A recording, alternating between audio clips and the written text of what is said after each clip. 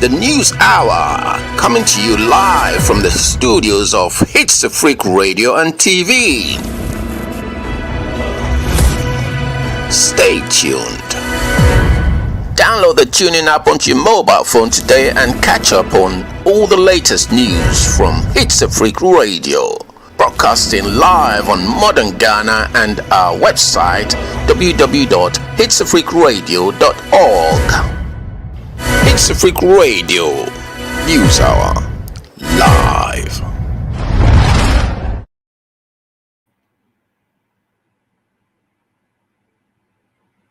The news hour, coming to you live from the studios of Hitzafrik Radio and TV.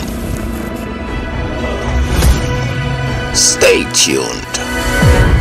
Download the tuning app onto your mobile phone today and catch up on all the latest news from Hitzafrik Radio.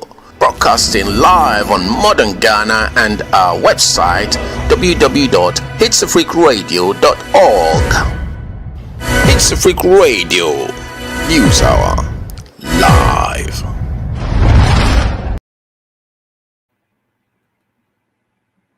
Good evening. The time is exactly 19 hours GMT in the studios of Hitzafrik Radio and TV. We are transmitting live on our website at www.hitzafrikradio.org. Now let's do the headlines for tonight's stories.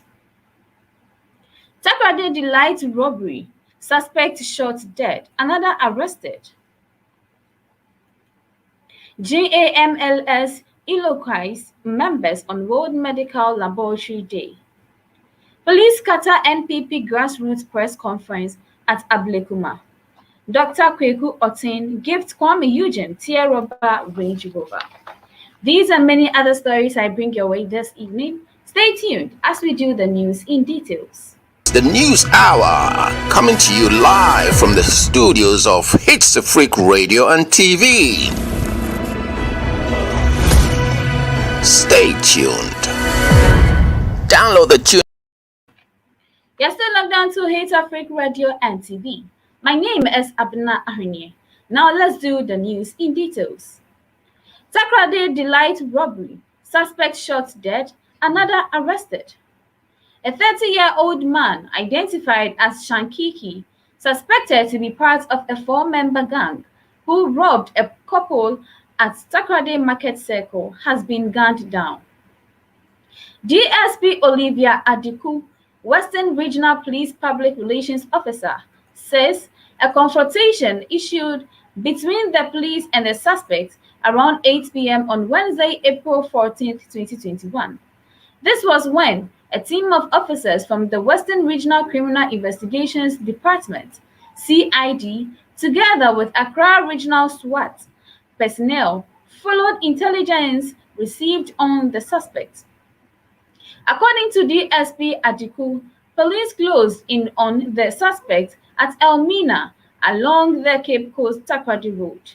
She said, as police moved in on the suspect, they engaged police in a shootout during which the deceased was gunned down, but 2 others managed to escape on a motorbike.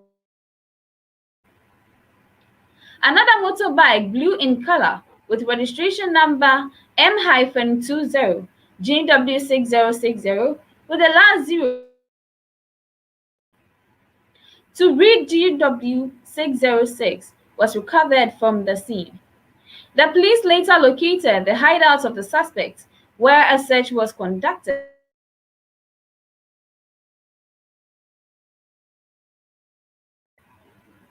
With 1 live and 1 spent AK-47 ammunition, a live tortoise, and a talisman recovered. Moving on to other stories, GAMLS eloquies members on World Medical Laboratory Day. The Ghana Association of Medical Laboratory Scientists, GAMLS, has eloquized its members in Ghana and beyond. GAMLS message was to commemorate the 2021 International Biomedical Laboratory Science Day, which is being celebrated today, 15th April 2021. A statement signed by its General Secretary noted the day's celebration was to increase awareness of their role in quality health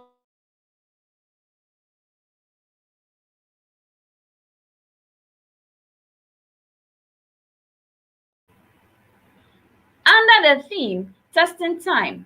Biomedical laboratory scientists' role in the COVID-19 pandemic, the statement, among other things, applauded the members for their efforts to the fighting of the pandemic.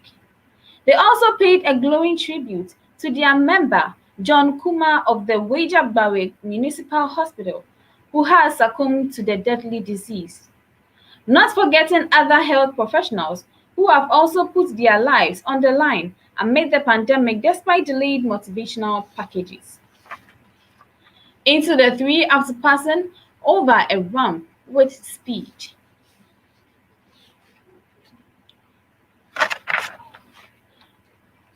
Believe in yourself. Right to play to Ghanaian girls. In other stories, Right to Play is encouraging Ghanaian girls to believe in themselves and the power of their dreams as it launches a mentorship program in Gan South in the Greater Accra region. According to the organization, when children are empowered to believe in themselves and their dreams, they are able to adopt the right set of attitudes towards their achievement. Speaking at the launch of the Girls Mentorship Program in partnership with the Gas South Municipal Education Directorate on March 25, 2021, Project Officer at Right to Play Ghana, Hilda Nimfa, said monitoring is all about relationship building. In other stories, police scatter NPP grassroots press conference at Ablekuma. Police have interrupted a press conference by a group calling itself Concerned New Patriotic Party, NPP, grassroots of Ablekuma Central.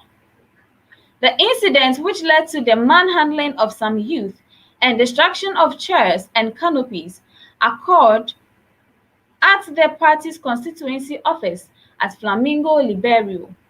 Speaking to Adom News, the youth accused the chief executive of Ablekuma Central Municipal Assembly, Mariama Kale Amui, of deploying police officials from the Mamprobi Police Command and some thugs to disrupt their legitimate press conference. Moving on to other stories, 3 hawkers killed in accident on 37 Burma Camp Road. 3 lives have been lost in an accident that occurred on the 37 Burma Camp Road at around 10 p.m. on Wednesday. According to an eyewitness, the accident was caused by 2 unidentified young drivers said to be racing along the road. He said the vehicles veered off the road, running into a group of hawkers sailing along the stretch. Moving on to other stories, speeding driver escapes death as car crashes into tree in Eugene campus. Driver and a passenger in a Honda Accord saloon car escaped unhurt when they crashed into a tree Wednesday evening. The accident occurred on the stretch from the Mensa Sabah Hall annexes to the fire station. According to eyewitnesses, the driver of the unregistered vehicle lost control and crashed into the 3 after passing over a ramp with speed. And this is where we end our local news. Stay tuned as we do other African stories. The News Hour, coming to you live from the studios of Hitzafrik Radio and TV. Stay tuned. Download. You're still logged on to Hitzafrik Radio and TV. We are transmitting live on our website at www.hitzafrikradio.org. We are also streaming live on Facebook, YouTube, and Twitter at Hitzafrik Radio and TV. Now let's do some African countries. 7 years after the abduction of hundreds of Chibok girls, over 100 are still missing. It has been 7 years since hundreds of school children from the Chibok school were abducted by the Boko Haram jihadists. Parents and relatives of these girls gathered to say prayers at the school's premises.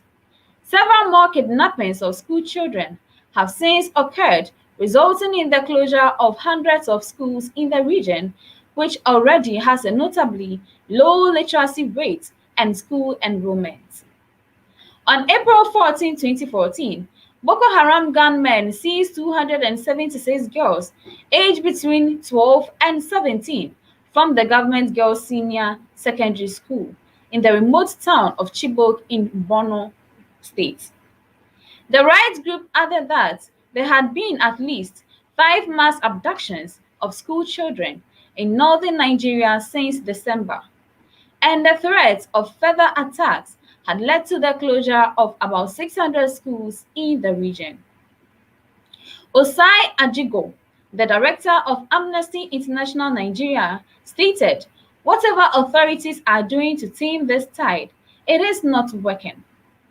He also added, the Nigerian authorities' failure to protect school children from recent attacks clearly shows that no lessons have been learned from the Chibok tragedy. Following the closure of schools, many have been married off. A 16-year-old schoolgirl told Amnesty, "Since many of my friends were kidnapped in school, my parents decided to give me out in marriage for my own safety."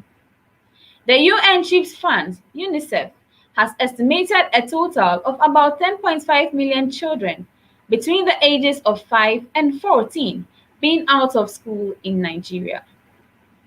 Moving on to other stories, Ivory Coast activities of open-air washermen raised concerns among environmentalists.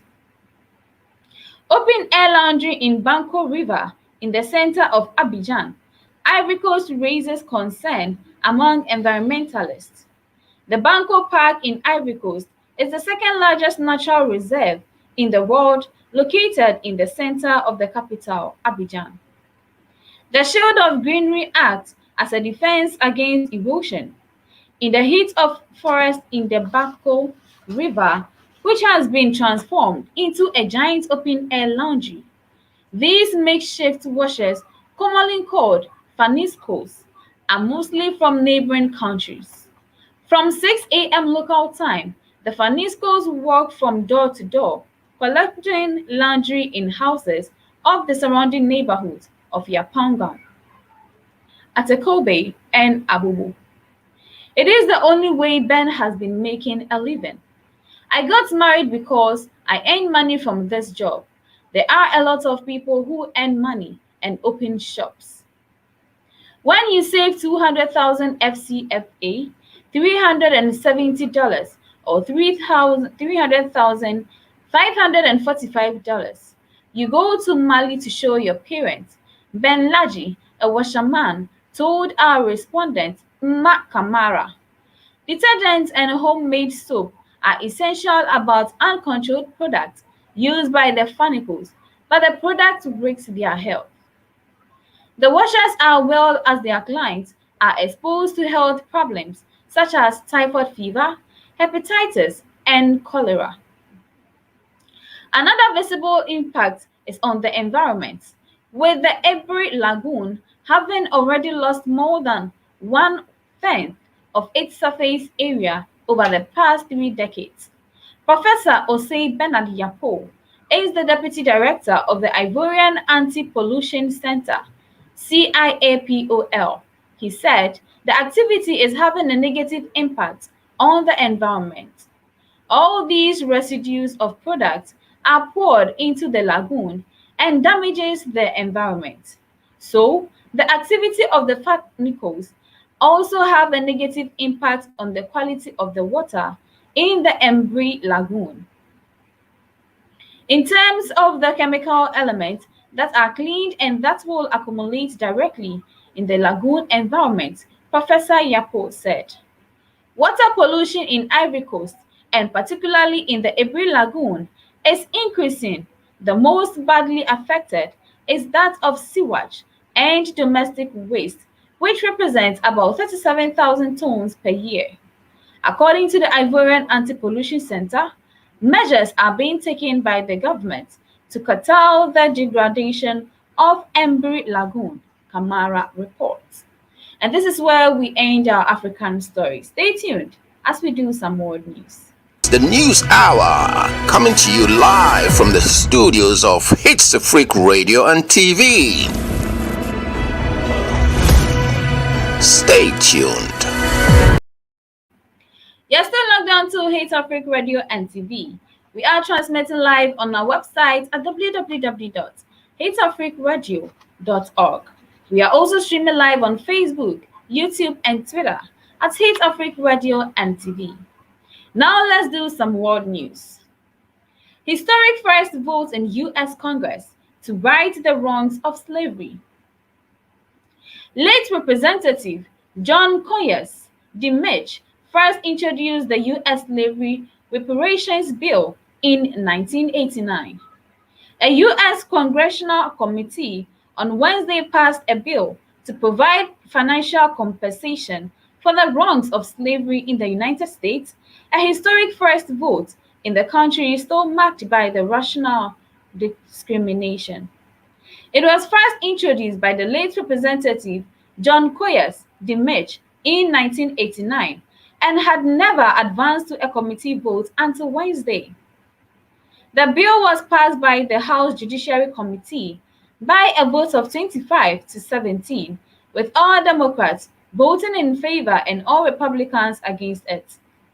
The lower house of Congress, where the Democrats have a majority, will then have to approve it in plenary session at an undetermined date, but the fate of the bill is uncertain in the Senate, where Democrats will need to secure the vote of at least 10 Republicans for it to pass. The bill calls for the creation of a commission of experts to make proposals on government compensation for the descendants of some 4 million Africans forcibly brought to the United States between 1619 and 1865, when slavery was abolished. It addresses the injustice, cruelty, brutality, and fundamental inhumanity of slavery, and the disparities that the Black American minority still suffer today. The historic vote is intended to continue a national debate on how to combat the mistreatment of African Americans during slavery, segregation, and the structural racism that remains endemic in our society today. Judiciary Committee Chairman Jerry Nadler, a Democrat, said before the vote.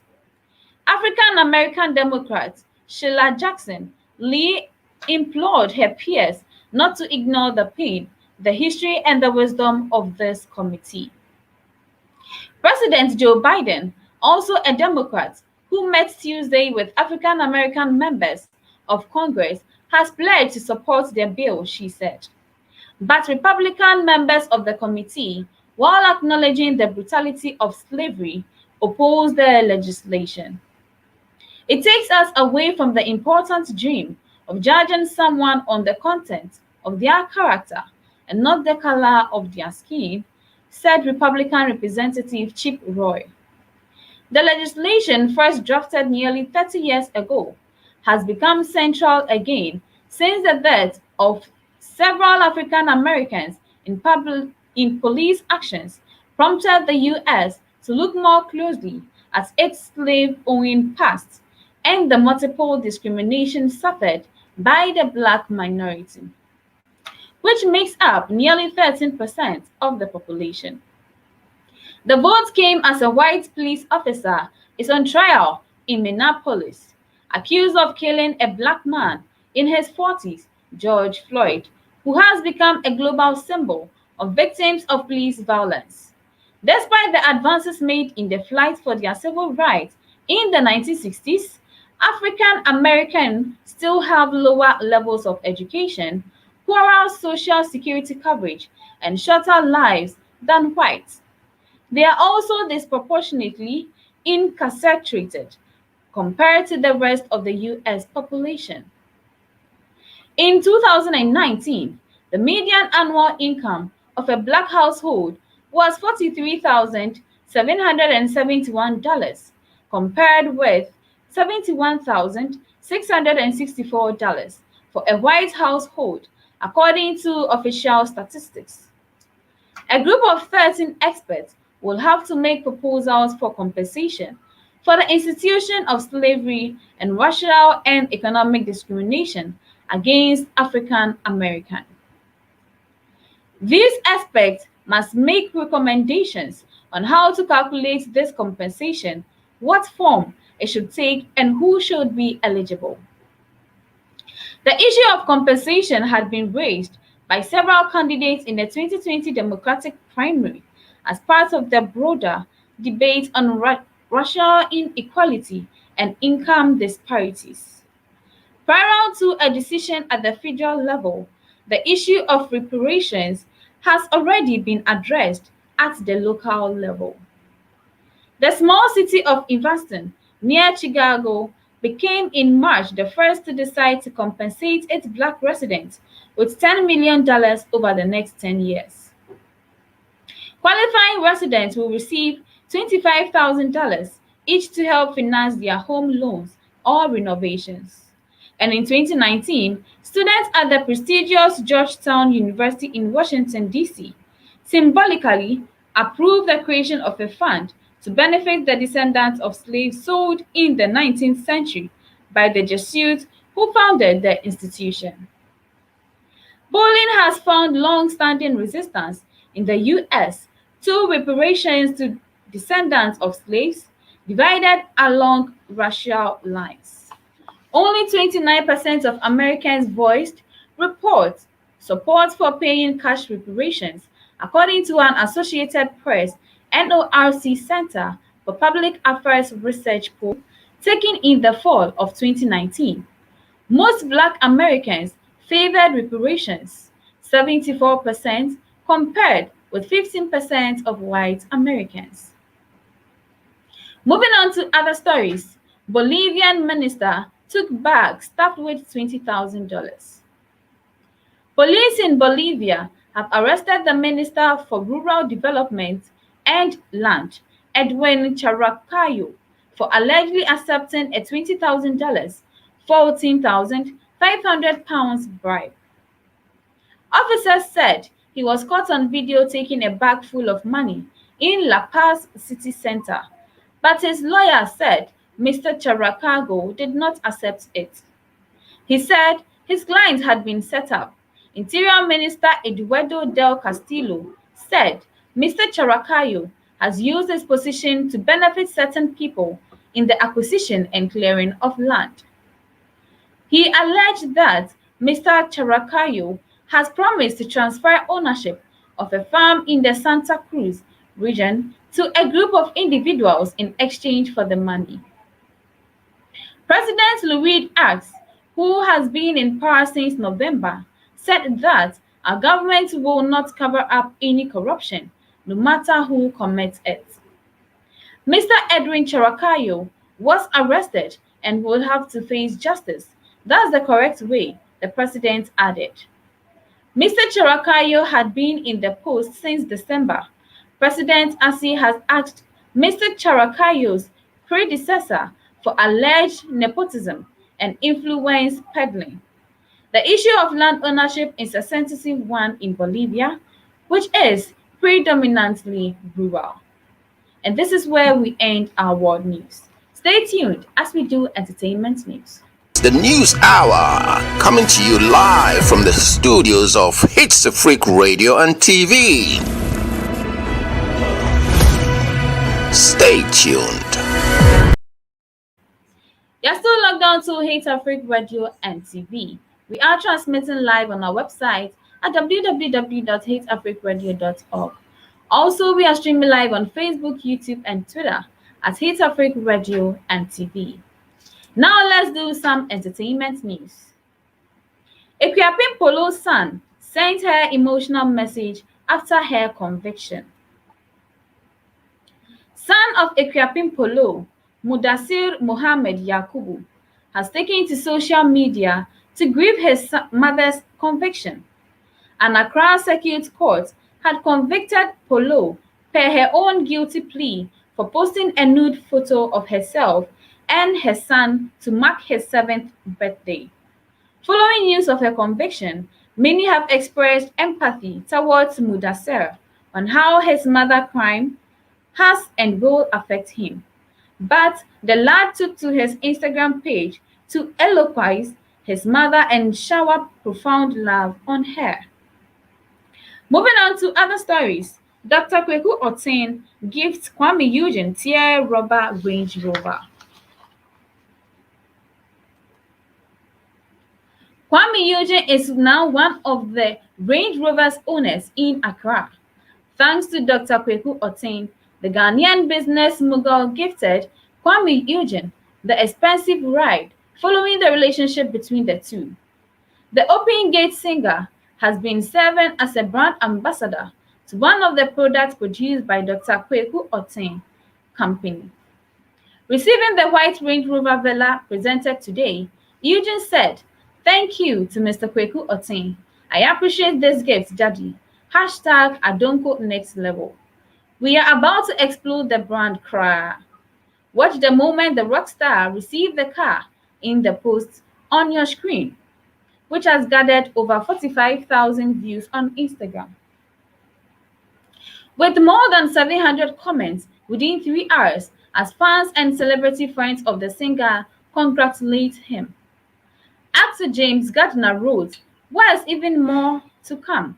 Congrats, G," with Ochiame Kwame gushing over the car, saying that, "Wow, beautiful, beautiful, beautiful." Before this, Kwame Eugene purchased a new Chevrolet Camaro for himself 3 months ago and becomes the latest Ghanaian celebrity among the likes of Shatawale, Sarkodie, Nana Abba Anamwa, Becca, who have Range Rovers in the garage. Have an exclusive look inside Eugene's car in the pulse.com.gh. And this is where we end our stories for tonight. Stay tuned as we do a recap of the headlines. The News Hour, coming to you live from the studios of Hitzafrik Radio and TV. Stay tuned. You're still logged on to Hitzafrik Radio and TV. Now let's do a recap of tonight's headlines. Takrade Daylight robbers, suspect shot dead, another arrested. GAMLS Guys members on World Medical Laboratory Day. GAMLS Guys members on World Medical Laboratory Day. Police scatter NPP grassroots press conference at Ablekuma. Dr. Kweku Otin gifts Kwame Eugene tear rubber Range Rover. These and many other stories I brought your way this evening. Stay tuned and enjoy the rest of our programs. My name is Abna Ahuni. Have a beautiful evening.